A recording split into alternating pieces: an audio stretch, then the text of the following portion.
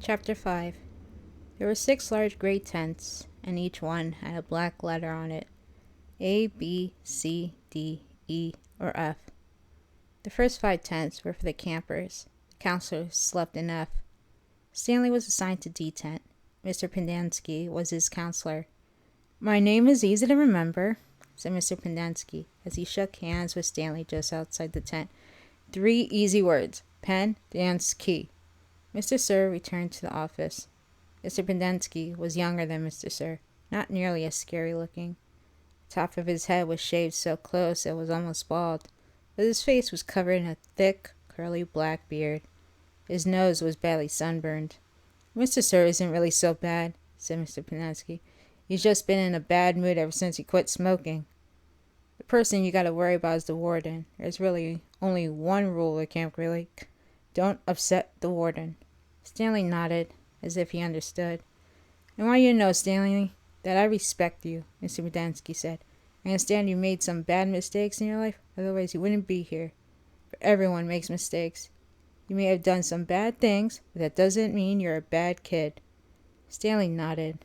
It seemed almost pointless to try and tell his counselor that he was innocent. He figured that everyone probably said that. He didn't want Mr. Pendanski to think he had a bad attitude. "I'm going to help you turn your life around," said his counselor. "You're going to have to help too. Can I count on your help?" "Yes, sir," Stanley said. Mr. Pendanski said, "Good," and patted Stanley on the back. 2 boys, each carrying a shovel, were coming across the compound. Mr. Pendanski called to them. "Rex, Allen, I want you to come say hello to Stanley. He's the newest member of our team." The boys glanced wearily at Stanley. They were dripping with sweat, and their faces were so dirty that it took Stanley a moment to notice that one kid was white and the other black. "What happened to Barf Bag?" asked the black kid. "Lewis is still in the hospital," said Mr. Pendanski. "He won't be returning." He told the boys to come shake Stanley's hand and introduce themselves, like gentlemen. "Hi," the white kid grunted. "That's Allen," said Mr. Pendanski. "My name's not Allen," the boy said. "It's Squid, and that's X-Ray." "Hey," said X-Ray. He smiled and shook Stanley's hand. He wore glasses. They were so dirty that Stanley wondered how he could see out of them. Mr. Pendanski told Allen to go to the rec hall, bring the other boys to meet Stanley. Then he led him inside the tent. There were 7 cots, each one less than 2 feet from the one next to it. "Which was Lewis's cot?" Mr. Pendanski asked.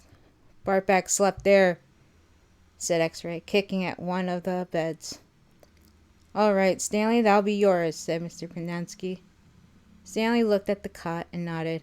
He wasn't particularly thrilled about sleeping in the same cot that had been used by someone named Barfbag.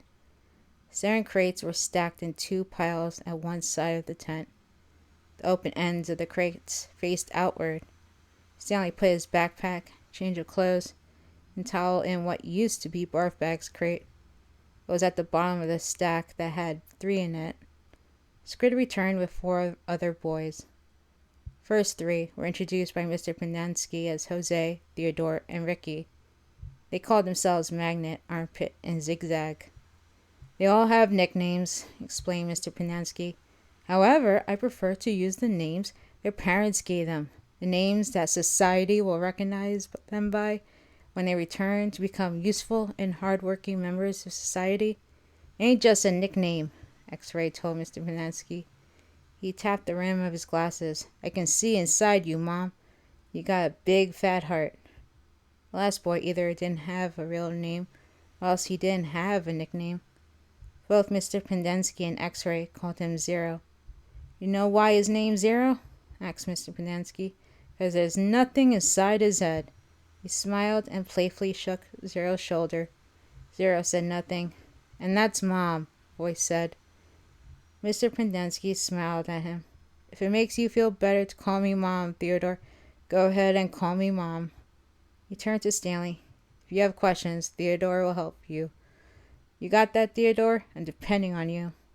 Theodore spit a thin line of saliva between his teeth, causing some of the other boys to complain about the need to keep their home sanitary.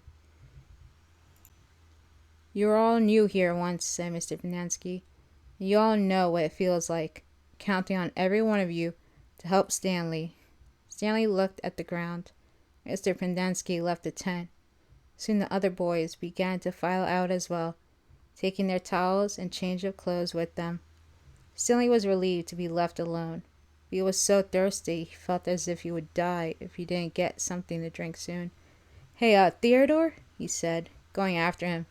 "Do you know where I can fill my canteen?" Theodore whirled and grabbed Stanley by his collar. "My name's not Theodore," he said. "It's Armpit." He threw Stanley to the ground. Stanley stared up at him, terrified. "There's a water spigot on the wall of the shower stall." "Thanks, Armpit," Stanley said, as he watched the boy turn and walk away. He couldn't for the life of him figure out why anyone would want to be called Armpit. In a way, it made him feel a little better about having to sleep in a cot that had been used by someone named Barfbag. Maybe it was a term of respect.